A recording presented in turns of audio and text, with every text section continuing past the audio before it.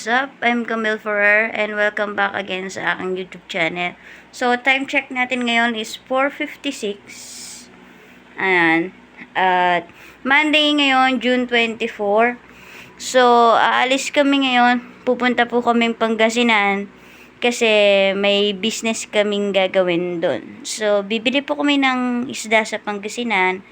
And then, syempre, dahil nga nakapunta na rin po ulit sa Pangasinan, parang third time na po namin na outing ngayon within this year and last year. So, 2023 po, alam ko yung una sa Zambales.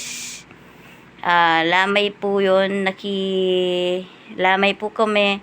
And then, yung next po is Pangasinan, which is nakilamay din po kami. So, ayun. So, ngayon, ang gagawin naman po namin sa Pangasinan ngayon is pupunta po doon para sa business. So, yun nga po, bibiling isda.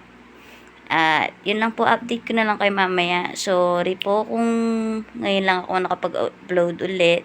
Hindi po talaga ako masyadong ngayon sa vlogging. Busy na po kasi ako kasi nag-handle ako ng business ngayon. At saka, sa susunod po, if mag-upload ako ulit, papakita ko na lang sa inyo yung mga isda. So, nawili po ako sa isda ngayon kasi pinapanood ko si Bass Fishing Production. So, ayun lang. Update ko na lang kayo mamaya. Bye-bye, guys.